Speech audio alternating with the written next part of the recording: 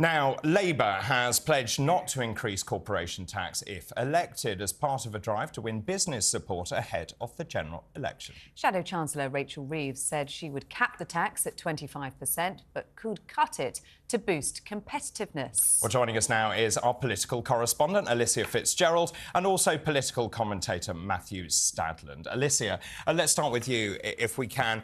It's extraordinary, actually, that Labour can hold this conference. All the FTSE 100 bosses are there, as I think many of them are thinking, well, Labour looks likely to be the party of government. A real shift from the Labour Party here, saying we're very much on your side, we're pro-business, we're not going to increase corporation tax. You were there, I believe. How did it go down? I was, and I just couldn't believe the turnout for the first part of it. So 400 business leaders were all there, all paying over £1,000 a head for the privilege. I know, glad I didn't have to dish that one out myself. Probably wouldn't have gone for it. And everyone, do you know what? The general vibe in the room was very, very enthusiastic. People were really taking the Labour Party seriously. And Keir Starmer even referenced that in his speech. He said, you know, if I'd invited you all to this in 2019, you'd have all laughed at the invite and not turned up. And then he said, that was a rhetorical question, please don't answer that, because he knew the answer really would have been yes, because for so long the Labour Party were just not seen as the fiscally responsible business party whatsoever. So yesterday was really about shifting that dial and convincing all of these big bosses that they were a steady pair of hands.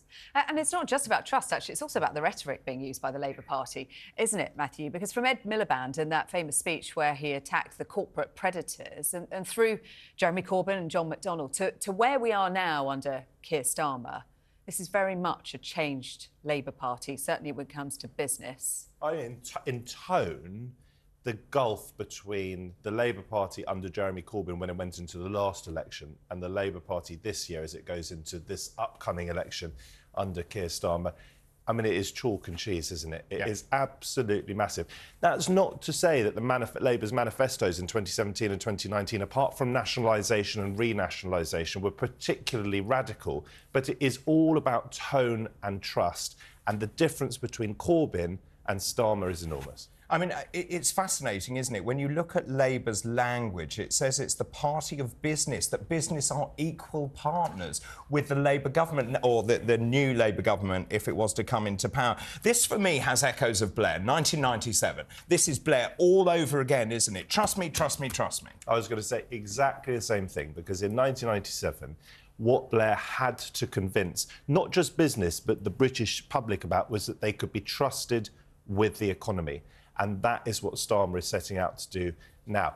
It has involved another flip-flop, and that is over bankers' bonuses and the cap, because just about 3 months ago, Rachel Reeves was complaining that the Tories were taking away the cap. What does this tell us about the Tory government, she was saying, in the middle of a cost of living Exactly, about priorities. crisis? And she was asked about this yesterday. It wasn't a particularly convincing answer, but that will be lost, I think, in the mists of time as we get to the election. The important point here is that she is ramming home the message that you can trust Labour with the economy. Is this because the Labour Party is sort of growing up? It's believed that actually to get into government, you have to incentivise people to come into this country. And if you do that with these terrible measures where you're saying we're going to cap your bonuses, for example, they know in a global marketplace people won't come to this country.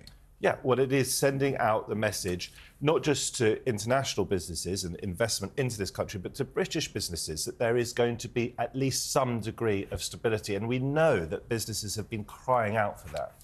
Well, also with Rachel Reeves kind of cozying up to the bankers this week. I mean, £1 in every £8 in this country comes from financial services. As you get closer to power, you've got to get closer to the City of London, like it or not. And I don't think they'll particularly worry that this might alienate some of their sort of core voters, because they assume that they will turn out anyway. This is about saying to business and to Middle England, we are going to be a safe pair of hands. But there is a risk, isn't there, that you fragment the Labour Party. There will be people who are not very happy. Let's also talk about the £28 billion pledge. They've gone very quiet on this. This is about pledging £28 billion every single year for green pledges. Now, reading the room, I'm not sure that's what the public wants.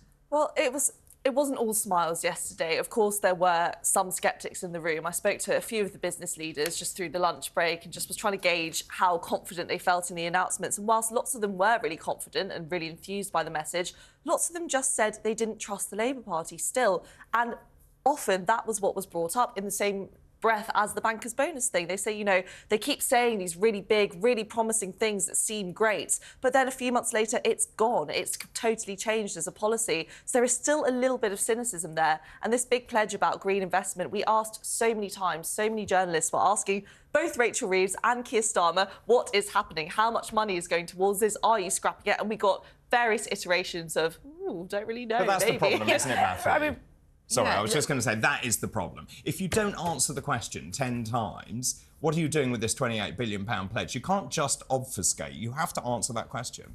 Well, Rachel Reeves did water this pledge down last June, and it is going to have to be subject to Labour's fiscal rules, which is driving debt down over 5 years, ending the deficit over 5 years, borrowing only to invest.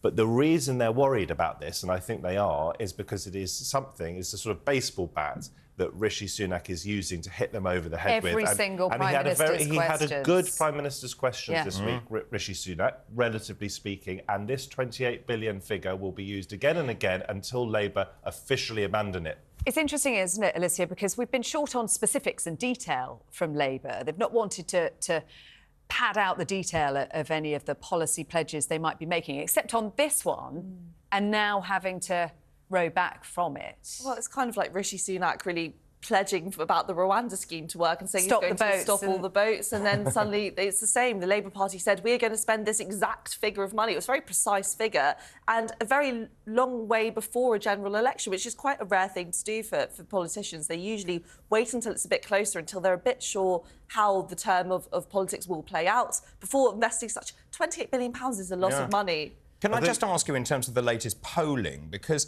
how soft are these leads? I see the latest YouGov poll puts Labour down 3 points, the Conservatives up. What does that say? I mean, look, these polls fluctuate all the time and we can't take them as exactly what will happen at the general election. They are a flavour of what the country's thinking. They're a flavour of where people want change and where people don't want change. But it doesn't always translate exactly as the way that the polls suggest. And clearly there's going to be a bit of a tug of war towards the general election because someone will announce something, someone will do something wrong, and it's going to go up and down a little bit. I don't think we should look into it too much. And national polls don't necessarily project onto constituency by constituency basis. Just one thing on that 28 billion, and there is a distinction, I think, between Labour and the Tories here, because Labour are not in power. So Rishi Sunak has been Prime Minister for a little while. The Tories have been in power for 14 years, and the public are much less likely to put up with failed pledges from the government than from the opposition.